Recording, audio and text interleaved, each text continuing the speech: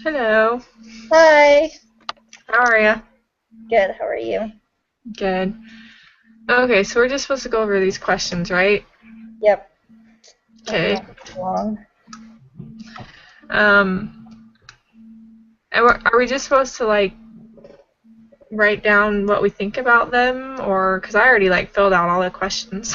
That's what I did too. And then I was like, oh, we're supposed to be taking notes. So Okay. Well, maybe we'll just add some of each other's thoughts onto ours or something. perfect. Sounds great. That's what I was going to do. Okay. So how does your self-concept influence the way you communicate with others and act in interpersonal relationships? One of the ways I thought is that it can influence your feelings, and then it can influence how you act towards others. So if you're mad at the way you are, I guess you could say, then you might act aggressively to other people because you're mad and you're going to take it out on them. Or if you're sad, it can make it so you don't communicate with others and could weaken your relationship with others, like it did in that video with him and his girlfriend or whoever it was. He was so sad that she just didn't want to be with him anymore. Yeah, that's pretty much what I had. I just had, like what you feel and how you feel by yourself. Like if you feel confident, then you're probably gonna come across more confident, and if you're happy about yourself, you're gonna come across more approachable. Pretty much the same thing. Okay. Okay. Sorry if my son comes in here. You're fine. Don't worry about it. Okay, the next one. What was the video about? Um, it was not about weight and it was not about running. So I'll let you go first this time. Okay. Just inspiration, I felt. I mean, it is inspiration, like how we kept saying. It took inspiration for him to do it. I really think that's the main thing is that he wanted to change, and that's what he did. He just changed who he wanted to be. um, I pretty much had really similar. Um, I just put that he saw. It was about a person who saw himself. Um, how a person saw himself as his physical appearance started to change, showed that his relationship suffered, and that when we realize how our self-concept is affecting our life, we can make the decision to change and develop a more positive self-concept about ourselves. Yeah. So pretty much the same thing. Okay. It says one of the great themes of the gospel is change. Who you are now is not who you have to be in the future. If there are things about yourself that you do not like, what sorts of things can you do to change them?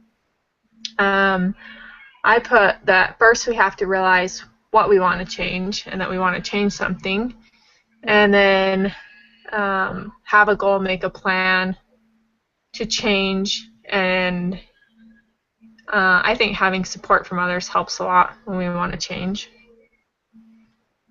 Yep. That's a lot of what I had. That question reminded me of a quote that says, "Every saint has a past, and every sinner has a future." And so, like, I really think of it just knowing that you can change is really like a huge step because a lot of people feel like they just can't. It's just impossible. So just knowing that you can. And then I also had like a really big support system is really important and Mm-hmm. be reminded of your goal every day.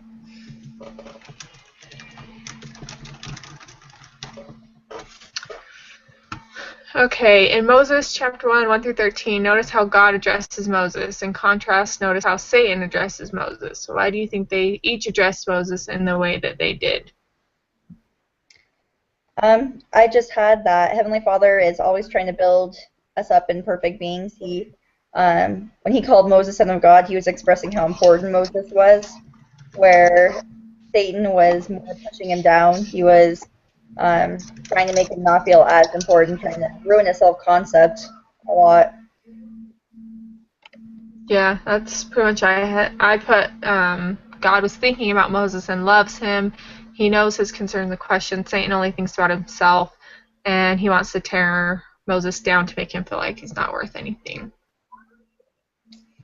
So we're supposed to read B and C 8833. All right. Um, Do you did you have want to that? read it?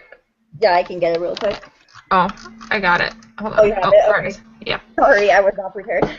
No, that's okay. I just quickly LDS.org'd it real quick. So, Okay. for what doth it profit a man if a gift is bestowed upon him, and he receive not the gift? Behold, he rejoices not in that which is given unto him, neither rejoices in him who is the giver of the gift. And then it says, have each person share one of their gifts. And I put mine as being a mother and being somewhat patient, somewhat patient mother. Nice. Um, along with people really well. It's really easy. A gift of mine. I can really just get along with anyone, regardless of, race, culture, opinions. I've just always been able to make really good friends with people, and I don't know. I just find that as a gift because sometimes it's hard for people to get along with others. Yeah, I think that's a gift. It says, did that make you uncomfortable? If so, why? Do those feelings serve the giver of gifts? And how can we best honor and express appreciation to the giver of gifts? It made me a little bit uncomfortable just because I felt like I was boasting or telling you how good I am because I can be a patient mother. But I think that we can best honor and express appreciation for the gifts we have by using them and strengthening them. Yeah, same thing. I mean, it's weird to tell people that I get along with with people really well. It's like, hey, like this is just contradicting in some ways. Yeah. It's kind of weird. I think so often we just don't want to we want to think of the negatives about ourselves, and I know in my prayers a lot of times I'm asking Heavenly Father to help me with my weaknesses rather than thanking Him for my gifts. Mhm. They're just as important.